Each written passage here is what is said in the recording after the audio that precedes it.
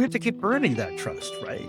So 2 years ago, Intel was not known as an AI company, right? So when it's AI everywhere, you got to build the trust that even though Intel is this amazing brand, right, that has tons of trust, but do they know what they're doing on AI? This is new. It's all new to us. Every single one of the people that you're selling to is trying to figure out their own AI strategy. And they're trying to figure out what does it really mean, right? So therefore, somebody saying I can put it everywhere when I haven't even figured out what it really means to my business yet. This is like we're having to redefine constantly and evolve and redefine trust and our promises and how we're articulating them. In our previous conversation, the glue that held all that together was the voice of the customer. And you talked about how that's the highest voice of authority in the business, right? So everything we say, everything we build trust on, the barometer of is it believable? Is it appropriate? Is the customer, right? So you had actually talked about that we've got more data than we've ever had before. You said data everywhere, voice of the customer nowhere. So like these are one of the most basic things, right? McKinsey put out a study and they concluded that less than 15% of the companies actually execute on a voice of the customer insights program. But no company would say, we're not customer focused. We're not customer driven. We completely are. But here's McKinsey saying, well, 85% of you really aren't, right? So how do we take this voice of the customer? How do we take the noise of all the data and the expectations of AI and like, how do we make sense out of this? It's confusing. It's evolving.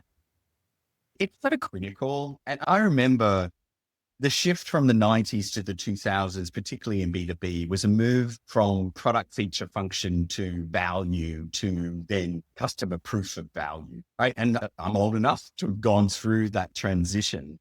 And I've also seen the tension because when you drift too far to this side, you're not technical enough on the product feature function level to differentiate you because your competitors would all say the same thing. We solve the same business problem, but how do you do it differently? How you do it better?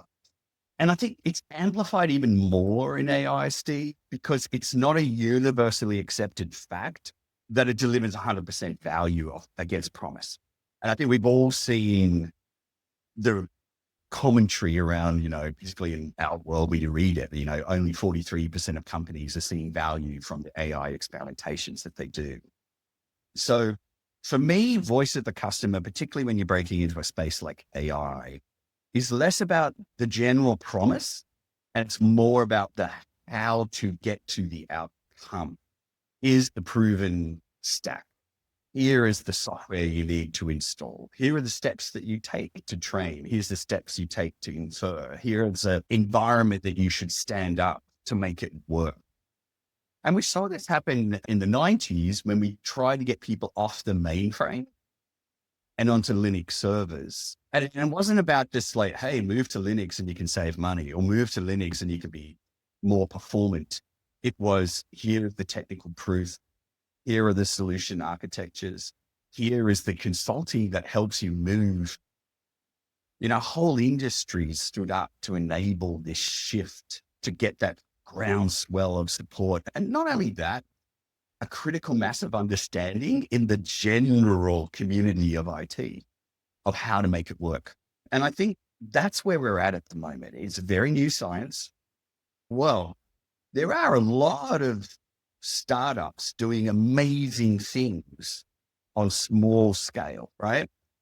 But when you are a big enterprise business who want to commit wholesale and spend a lot of capital, spend a lot of people, spend a lot of dollars, taking big bets on little small scale companies is foreign to them, which is why the success of things like SAP and Salesforce, they're proven, right? I think we're just in this natural ramp of an incredibly inspiring tech, but without that critical mass of just general skills in the community, proven stacks, leaders of solutions that we'd all love, to be quite honest, right? We want to be that one.